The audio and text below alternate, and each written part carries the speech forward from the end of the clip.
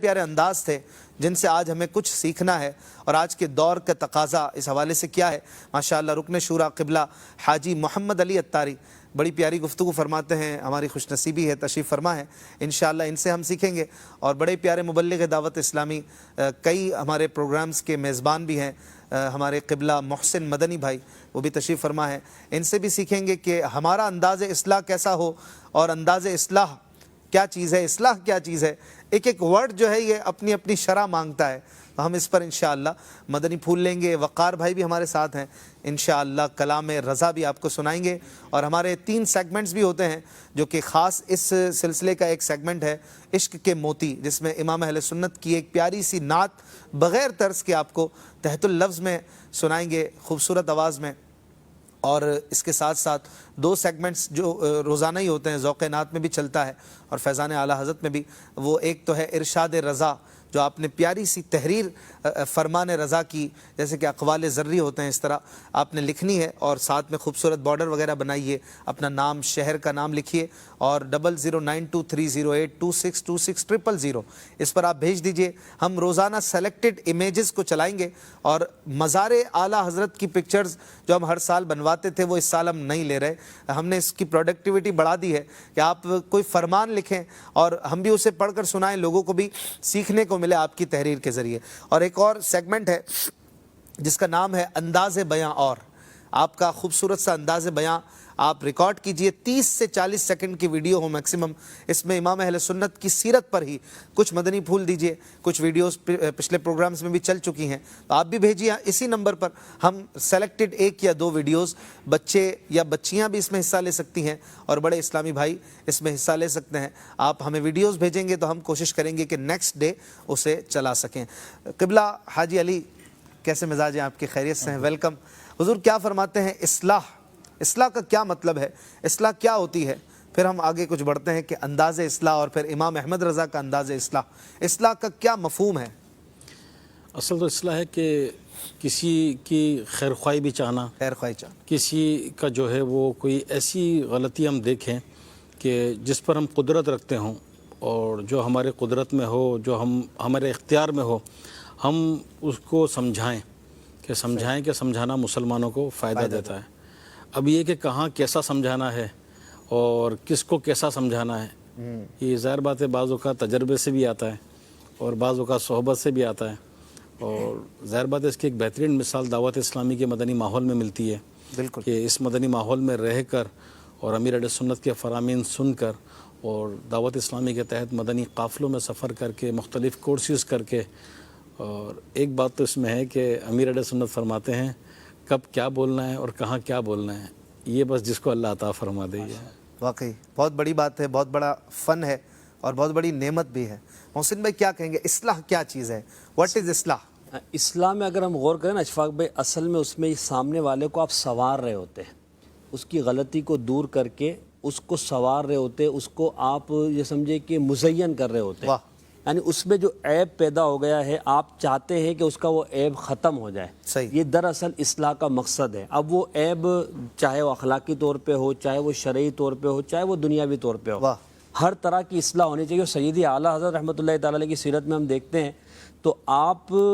کی زندگی میں ان تمام امور میں اصلاح کا سلسلہ جاری رہا ہے کہ آپ اپنی تحریر کے ذریعے بھی لوگوں کی اصلاح فرماتے رہے، چاہے وہ کاروباری معاملات ہو، چاہے وہ دینی معاملات ہو، چاہے وہ خاندانی معاملات ہوں، تو دوسرے کو سنوارنا اور دوسرے کو عیب سے پاک کر دینا۔ اچھا، اب یہاں پر ایک یعنی اگر آپ کی بات سے یہ نتیجہ لیا جائے، وائڈ اینگل پر ذرا اور بڑے زاویے پہ دیکھیں تو دھوبی بھی اصلاح کر رہا ہے کپڑے کی، بالکل، ماسی گھر کی اصلاح کر رہی ہے جھاڑو دے کر، اسی طرح میکینک کو دیکھیں، کر رہی ہے، ہاں بالکل گھر کی خواتین کرتی ہیں، اسی طرح میکینک گاڑی کی اصلاح کرتا ہے، ڈاکٹر بدن کی اصلاح کرتا ہے، اور پیر جو ہے وہ ایمان اور عقائد کی اصلاح کرتا ہے، استاد بھی اسی طرح بندے کی جہالت کو دور کر کے اس کی اصلاح کرتا ہے۔ یعنی جو جہاں کسی چیز کو سنوار رہا ہے اور اس کے عیب کو دور کر رہا ہے وہ گویا اصلاح کرنے والا ہے۔ بالکل درست فرمایا، اسی طرح بالکل۔ اور میں کہوں کہ اگر امام اہل سنت رحمۃ اللہ علیہ نے ان تمام چیزوں میں جو اہم چیزیں ہیں، ایمان، عقائد، ساتھ میں بدن اور دیگر چیزوں میں بھی آپ نے باطن، ظاہر کے حوالے سے بھی اور باطن کے حوالے سے ہر جگہ مصلح کا کردار ادا کیا۔ اور باطن کے حوالے سے اعلیٰ حضرت جب فتویٰ تحریر فرماتے ہیں تو تو شرعی حکم بیان کرنے کے بعد جو پھر دل کی کیفیت کو تبدیل کرنے والے جملے جو اعلیٰ حضرت کہتے ہیں نا، وہ کمال کے اگر فتح العدویہ پڑھیں یا الملفوظ جب اعلیٰ حضرت کی ہم یہ تو وہ شہد ہے کہ ہم بتا نہیں سکتے کیسا میٹھا ہے، پڑھ کے جب تک چکھیں گے نہیں۔ اللہ اللہ، واہ واہ کیا بات ہے۔ تو اب اعلیٰ حضرت کی آپ فرما رہے ہیں اصلاح کے حوالے سے، جو ہمارے علی بھائی نے بھی فرمایا، تو ہم یہ کہتے ہیں اصلاح کے جتنے ذرائع ہیں، چاہے وہ خط کے ذریعے ہو، چاہے وہ بیان کے ذریعے ہو، چاہے وہ تحریر کے ذریعے یعنی فتویٰ دے کر ہو، چاہے وہ بالمشافہ ملاقات کر کے جیسے بھی آپ نے ایک واقعہ سنایا، چاہے وہ سفر میں ہو کسی طرح بھی ہو، یا کسی کے پاس اپنا قاصد بھیج کر ہو، تو اصلاح کے بہت سارے ذرائع ہیں۔ ہم یہ دیکھتے ہیں کہ سید اعلیٰ حضرت کی زندگی میں وہ تمام ہی امور کار فرما رہے جن کے ذریعے امت کی اصلاح ہو سکتی ہے، اس لیے آپ کو مصلح امت کہنا یہ غلط نہیں ہوگا۔ سبحان اللہ۔ صلح بھی اسی سے، صلح سے ہے، صلح اصلاح، بالکل صلاحیت وہی چیز ہوتی ہے جو کسی چیز کو اور نکھار دیتی ہے، سوار دیتی ہے۔ اور صلح میں بھی دو لوگوں کے مابین معاملہ جس میں عیب پیدا ہو گیا وہ نکھر اور سنور جاتا ہے، عیب ختم ہو جاتا ہے، صلح ہو جاتی ہے، وہ مل جاتے ہیں۔ صحیح۔ اور قرآن مجید کو بھی اگر دیکھیں حضور تو قرآن پاک میں بھی اللہ کریم نے اصلاح کرنے کے انداز سکھائے ہیں کہ اصلاح کیسے کرنی ہے۔ جیسے کہ اللہ کریم جو ہے سورہ نحل میں ارشاد فرماتا ہے، امیر علیہ سنت سے کئی بار یہ آیت مبارکہ ہم سنتے ہیں مدنی مذاکرے میں، ادعو الی سبیل ربک، اپنے رب کی راستے کی طرف بلاؤ، دعوت دو، بالحکمت والموعظۃ الحسنہ، سبحان اللہ، پکی تدبیر اور اچھی نصیحت۔ واہ واہ کیا، یہ دو چیزیں جو ہمارے رب کریم نے بیان فرمائی وہ بڑی لاجواب ہیں، کہ پکی تدبیر، کہ پلاننگ پکی ہو، پکی پلاننگ ہو کہ میں نے کسی کو نمازی بنانا ہے، کسی کو نیک بنانا ہے، کسی کو مدنی ماحول میں لانا ہے، یا کسی برائی کو چھڑوانا ہے تو کیسے چھڑواؤں، پکی تدبیر ہو۔ اور پکی تدبیر میں وہ ساری چیزیں آ جاتی ہیں جو اسے خراب کریں، اس کو اور عیبدار بنائیں، جس کی طرف ہم چلیں گے کہ کون سی چیزیں ہیں کہ جو اور بندے کو ضدی بنا دیتی ہیں۔ اور اچھی نصیحت، تدبیر اچھی ہے، پلاننگ اچھی ہے، لیکن نصیحت میں وہ وزن نہیں ہے، یا وہ نصیحت میں وہ بات کرنے کا انداز نہیں ہے، یا وہ بات کرنی قرآن سے چاہیے وہ تاریخ سے کر رہا ہے، اس کو بتانا کسی اپنے جیسے اہل بیت کا واقعہ سنانا چاہیے، صحابہ کا سنانا چاہیے، وہ انگریزوں کا واقعہ سنا رہا ہے۔ تو نصیحت بھی تو پھر اس کلیبر کی ہو نا، مسلمان تو اہل بیت سے محبت کرتا ہے، صحابہ سے محبت کرتا ہے، وہ ان کی بات سے جلدی اٹریکٹ کرے گا۔ تو پکی تدبیر، اچھی نصیحت، یہ دونوں چیزیں ملتی ہیں تو واقعی اچھا انداز اصلاح بنتا ہے۔ اس کو جب ہم اعلیٰ حضرت کی سیرت میں دیکھتے ہیں تو ایک حافظ صاحب بیان کرتے ہیں کہ اعلیٰ حضرت کی بارگاہ میں وہ ایک ایسے شخص کو لے کر آئے تھے جو عقائد کے معاملے میں مذبذب تھا، یعنی شک و شبہات میں تھا کچھ عقائد کے بارے میں اہل سنت کے۔ تو وہ وہاں واپس چلا گیا، ملاقات ہوئی، چند دنوں بعد وہ حافظ صاحب دوبارہ آئے تو آ کر کہنے لگے کہ حضور جب وہ واپس جا رہا تھا تو راستے میں اس نے کہا کہ احمد رضا خان کی باتیں میرے دل میں اتر گئی ہیں اور میں نے ان کی باتیں قبول کر لی ہیں اور میں اب ان کا مرید بنوں گا۔ یہاں تک تو بات پوری ہو گئی۔ اب اعلیٰ حضرت کا فرمان سنیں، ملفوظات اعلیٰ حضرت میں ہے یہ۔ اعلیٰ حضرت نے فرمایا کہ دیکھیں نرمی کے کتنے فوائد ہیں، اگر میں اس کے ساتھ سختی کرتا تو یہ نتیجہ حاصل نہ ہوتا۔ اس کو عقائد کے معاملے میں شکوک و شبہات تھے، میں نے اس کے ساتھ نرمی کی، اچھا برتاؤ کیا اور حسن تدبیر کے ساتھ گفتگو کی، تو اس کا نتیجہ یہ نکلا کہ اس کے جو وسوسے تھے وہ بھی ختم ہو گئے، اور وہ اس معاملے میں ہمارے جو سمجھے کہ خان وادی کے قریب بھی آ گیا۔ پھر فرمایا کہ سختی سے وہ نتائج حاصل نہیں ہو سکتے تھے، مگر پھر فرمایا کہ جہاں سختی کی ضرورت ہے وہاں حکم قرآنی پر عمل کیا جائے گا، اور جہاں نرمی کی حاجت ہے وہاں نرمی کی جائے گی۔ تو یہ حسن تدبیر ہے اور اچھا انداز ہے جس کا اعلیٰ حضرت رحمۃ اللہ تعالیٰ نے اپنی زندگی میں کردار کے ذریعے اظہار فرمایا۔ بالکل۔ اور وہ بعض چیزیں ایسی بھی ہیں کہ جو اصلاح کو خراب کر دیتی ہیں۔ بعض ہم دیکھتے ہیں بڑے بزرگ ہوتے ہیں، بعض بڑی گدی، بڑی سیٹ بھی ہوتی ہے، لیکن اصلاح کرنے کے بعض اوقات جو ہیں وہ انداز میں ایسی کوئی چیز آ جاتی ہے کہ سامنے والا سنور نہیں پاتا۔ وہ ایک امام غزالی نے بھی غالباً تحریر فرمایا کہ سب کے سامنے کسی کو سمجھانا ایسا ہی ہے کہ جیسے لوٹے میں سوراخ کر کے پانی بھرنا، وہ پانی تو بھرے گا ہی نہیں۔ تو آپ انداز پر ہے نا، جیسے کہ لوگوں سے ان کی عقلوں کے مطابق کلام کریں۔ اب سامنے جو ہے وہ بچہ بیٹھا ہے اور ہم کلام اس سے ایسا کر رہے ہیں علمی کہ وہ یہ تو متاثر ہو جائے گا کہ یار بہت علمی شخصیت ہے، صحیح، لیکن اس کے شاید دماغ میں نہ آ پائے۔ اسی طریقے سے کوئی اگر جیسے ہمیں دعوت اسلامی کے مدنی ماحول میں تربیت دی جاتی ہے کہ کسی کی اصلاح کرنی ہو تو پہلے نرمی سے، پیار سے، شفقت سے اس کو قریب کیا جائے، اور جیسے نماز کا اگر ہے تو اس کو نماز کی طرف کس طرح راغب کرنا ہے، سنتوں پر عمل کرنا ہے تو کس طرح راغب کرنا ہے، اور پھر اس کو بتدریج جو ہے وہ آہستہ آہستہ آہستہ آہستہ سمجھاتے رہیں، یعنی جھڑکے نہیں، ڈانٹے نہیں، یہاں تک کہ اپنی اولاد بھی ہو سختی اگرچہ کرے بندہ لیکن ایسی نہ ہو کہ اس کو بددل کر دے، صحیح، اس کو اور ضدی بنا دے، کیونکہ بار بار کا ٹوکنا ڈانٹنا یہ سامنے والے کو ضدی بنا دیتا ہے۔ صحیح۔ اور آپ کی بھی تجربات ہوں گے، محسن بھائی بھی جاتے ہوں گے اور بھی مبلغین کے اس طرح کہ بعض اوقات کوئی بیان ہوا، وہ بیان کے بعد ملاقات ہے، کھڑے ہیں، اب اس میں سے کوئی بیچ میں سے نکل کر اپنے بیٹے کا ہاتھ پکڑ کے لاتے ہیں، حضرت اس کو سمجھائیے نماز نہیں پڑھتا۔ اب جس طرح آپ نے ماں کو بہت ستاتا ہے، ہاں یہ جو بڑا شرارتی ہے، اس پہ کوئی دم کر دیں، اس پہ پھونک مار دیں، اب اس وقت تو کہنے کی ہمت نہیں ہوتی کہ پھونک اس پر ماریں گے آپ پہ ماریں،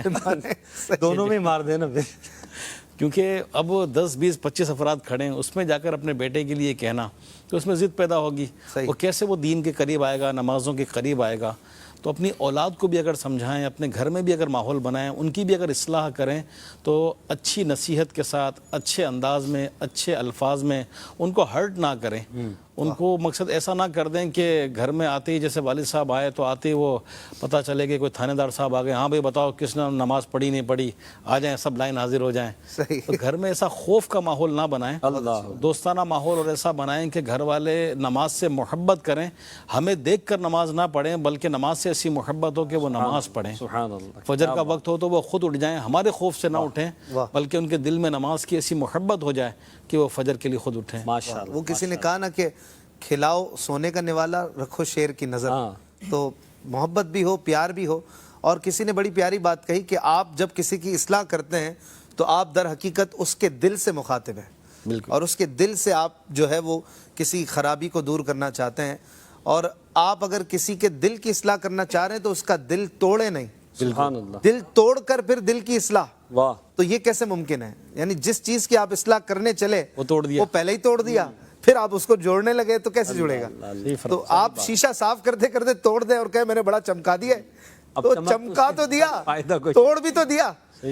تو توڑنا نہیں ہے۔ اب اس میں آپ بھی عیبدار نظر آئیں، آپ بھی عیبدار نظر آئیں، بہت اچھی بات۔ امام اہل سنت کے واقعات بھی بڑے لاجواب ہیں کچھ، کہ آپ نے کس طرح انفرادی طور پر، بعض اوقات اجتماعی طور پر بھی بڑی اچھی اصلاح کی تدبیریں فرمائیں، اور بعض اوقات مسجد میں کوئی ایسی چیز دیکھی،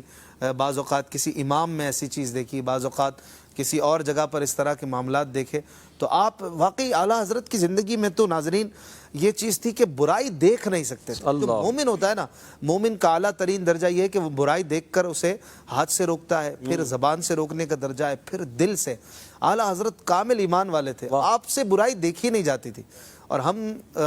دیکھیں تو افسوس کے ساتھ وہ ہیں کہ برائی ہمارے سامنے ہوتی ہے، ہمارے دل میں بھی اس کا کوئی قلق اور کسی قسم کی تکلیف نہیں پیدا ہوتی کہ برائی ہو رہی ہے۔